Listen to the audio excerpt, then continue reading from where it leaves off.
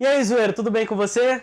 Aqui é o canal Zoeira Histórica, eu sou o professor Juarez Júnior e hoje a nossa aula é sobre mercantilismo. Solta a batida aí, compadre! Tchum, tchá, tchá, tchicu, tchá, tchicu, tchum.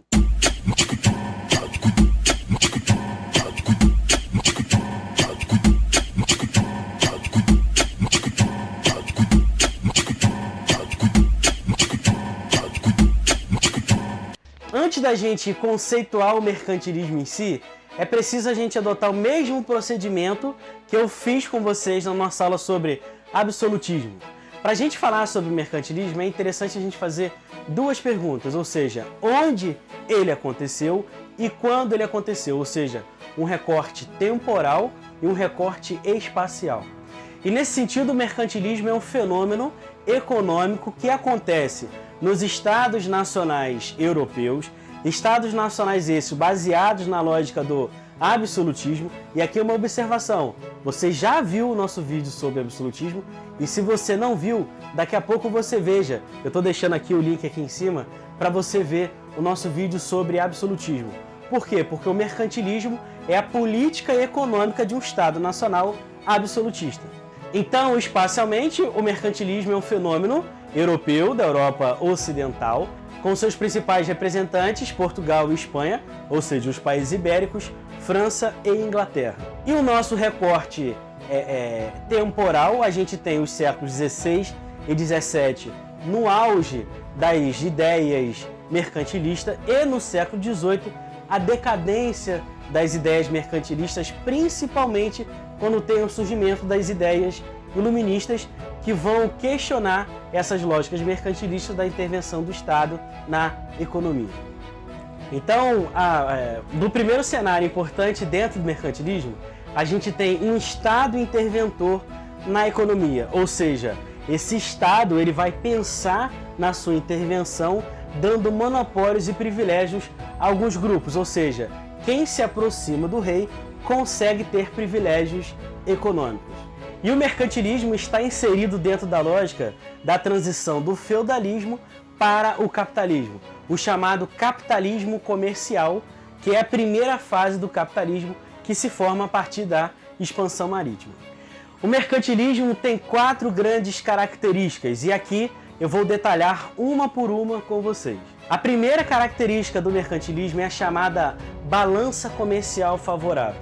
E nesse sentido a gente tem que entender uma lógica econômica, onde um Estado nacional ou ele compra, ou seja, ou ele importa, ou ele exporta, ou seja, ele vende. Então nesse cenário da balança comercial, para ela ser favorável a esse Estado nacional, ele deve importar mais, ou seja, comprar mais, ou exportar mais, ou seja, vender mais. Para ela ser favorável a esse Estado nacional que se forma, ele deve exportar mais, porque ele tem mais lucros do que prejuízos. Então, para a balança comercial ser favorável, o Estado nacional tem que exportar mais e importar menos. Outra característica importante do mercantilismo é o chamado protecionismo alfandegário. Da onde vem essa história de alfândega? A alfândega seriam nossas fronteiras comerciais. E nesse sentido, o protecionismo alfandegário é quando o rei mercantilista ele vai defender as suas fronteiras comerciais de produtos que vêm de fora. Em que sentido? 2 grandes comerciantes que produzem o mesmo produto. Eu sou o rei da França, certo? E a gente tem um comerciante francês que produz sapato. E tem um comerciante inglês que também produz sapato. E esse produto inglês está sendo vendido aqui dentro da França com um valor mais barato do que o comerciante francês, certo? Ele está vendendo muito mais. Eu, como rei protecionista, o que eu vou fazer? Eu vou aumentar os impostos sobre esse sapato que vem da Inglaterra, certo? Para favorecer o comerciante francês. Ou seja, eu vou criar uma proteção dessas fronteiras econômicas para dar o privilégio, ou seja, o monopólio de apenas esse comerciante francês poder vender sapato aqui dentro da França. Essa é a lógica do protecionismo alfandegário. A terceira característica do mercantilismo é a chamada lógica da colonização, onde através do pacto colonial, os estados nacionais europeus vão pensar nas suas colônias, e aí a gente pensa principalmente nos casos de Portugal e Espanha que pensam nas colônias como local de aumentar os seus lucros através da lógica da balança comercial favorável. Como assim, Juarez? Essa lógica do pacto colonial. A gente tem de um lado a colônia e de outro lado a metrópole. Vamos pensar no caso brasileiro, por exemplo. O Brasil era colônia de Portugal e nesse cenário o Brasil só poderia comercializar com Portugal. Então essa lógica da exclusividade comercial do pacto colonial dava altos lucros para a metrópole. Mais uma vez, dentro dessa lógica do pacto colonial, Portugal vai promover monopólios aos comerciantes portugueses na hora de explorar aqui comercialmente o Brasil, por exemplo. Outra característica importante do mercantilismo seria a lógica do metalismo. O que seria essa lógica do metalismo, que inclusive é, dentro dos séculos XVI e XVII, a característica mais importante sobre o mercantilismo. Mercantilismo esse que entendia a lógica dos metais preciosos como o grande critério da gente definir a riqueza de uma nação, ou seja, o Estado nacional mais rico é aquele Estado que tinha mais metal precioso. Exatamente por isso, dentro da lógica da expansão marítima, os dois pioneiros, ou seja, Portugal e Espanha, quando eles se lançaram ao mar, eles buscavam principalmente o quê? Metais preciosos. Porque nesse cenário, os metais preciosos, além de ser o grande critério de riqueza para a gente definir qual Estado é mais rico, certo? A gente tem a concepção de que o ouro vai trazer riqueza para o Estado poder crescer. O mercantilismo tem suas facetas em vários estados nacionais.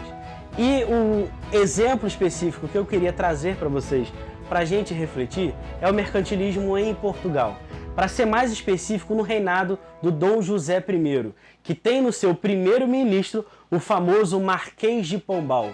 O Marquês de Pombal ele vai ser importantíssimo para a colonização portuguesa ultramarina. O reinado do José I, que vai de 1750 a 1777, tem nas ações do Marquês de Pombal várias novidades que buscaram modernizar a administração portuguesa no ultramar. E nesse sentido a gente deve entender a administração do Marquês de Pombal dentro da lógica do chamado despotismo esclarecido. E aqui uma definição importante. O que seria o despotismo esclarecido? Déspota é um rei ou um monarca que administra o Estado com as ideias iluministas. Então o Marquês de Pombal é o grande representante dessa lógica do despotismo esclarecido dentro do cenário europeu.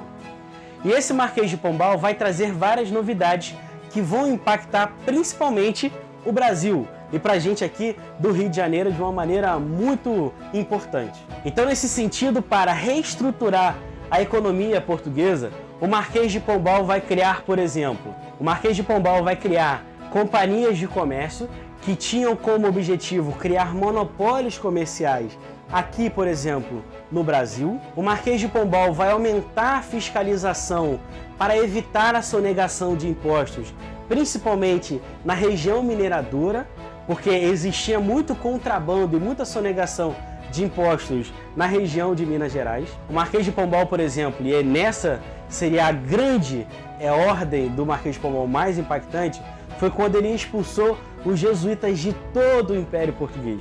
Qual que era o pensamento do Marquês de Pombal ao buscar expulsar os jesuítas do Império Português?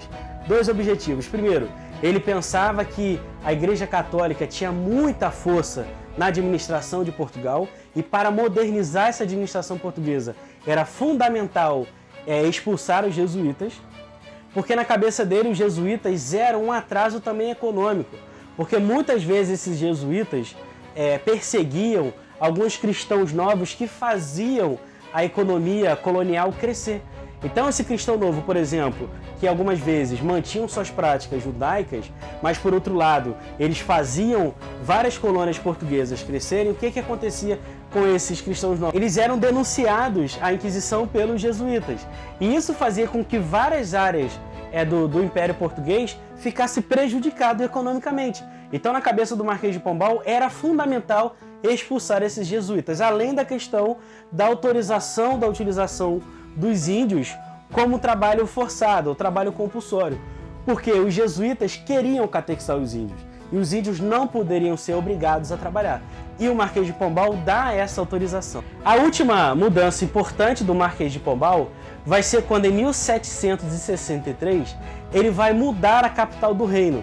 Vai tirar essa capital de Salvador, que representava o Nordeste açucareiro, e vai trazer para o Rio de Janeiro, porque o Rio de Janeiro era bem mais perto da região de Minas Gerais, que era o local onde a mineração crescia absurdamente no Brasil. Então, trazer essa capital para o Rio de Janeiro fazia com que a gente evitasse contrabando, certo? E através da Estrada Real a gente conseguia escoar mais rápido o ouro e, além disso, também facilitar a chegada dos escravos através do porto do Rio de Janeiro para ir para as áreas mineradoras. E para nossa aula sobre mercantilismo eu utilizei 4 obras. Essa obra aqui da coleção Tudo é História, do professor Francisco Falcão, chamado Mercantilismo e Transição. Essa obra do professor Fernando Novaes, que é Portugal e Brasil na crise do antigo sistema colonial. E esses 2 dicionários históricos, o Dicionário de Conceitos Históricos, dos professores Kalina Vanderlei Silva e Maciel Henrique Silva, e o Dicionário do Brasil Colonial, que é obra sempre presente aqui nas nossas aulas, que foi organizada pelo professor Ronaldo Vanfas. Se você gostou do nosso vídeo, deixa aquele like maroto, aperte o sininho para você receber a notificação sempre quando tiver vídeo novo. Lembrando que nossos vídeos sempre saem às quintas-feiras, às 10 horas da manhã. Compartilhe com seus amigos para nos ajudar na divulgação. E beijo e um grande abraço. E eu tenho um aviso para vocês aqui, para quem tem história como específico, o videozinho que vai passar aqui. Valeu? Beijo! E vocês sabem quais são os cursos que tem história como específica? Na UERJ a gente tem Administração, Arquitetura, Ciências Econômicas, Direito, Jornalismo e Relações Públicas e todos esses cursos que estão aqui, Já na PUC a gente tem História como específica nos cursos de Arquitetura e Urbanismo, o pessoal de Comunicação Social, além dos cursos de Direito e Relações Internacionais. E se você busca e necessita de um acompanhamento exclusivo, bem de perto de um profissional da área, você está falando com o cara. Eu vou passar aqui as notas para vocês dos alunos que fizeram aula particular comigo, tanto em 2016 como em 2017, para vocês verem como as notas deles foram bem altas. Aqui, comigo, meu irmão. Fecha comigo que vai dar tudo certo. Nessas aulas particulares, a gente vai ter em grupos de no máximo 10 pessoas e elas vão funcionar esse ano, além daqui de São Gonçalo, também em Niterói. Então, para maiores informações, mande mensagem para mim aqui, está meu número do WhatsApp que eu te dou todas as informações.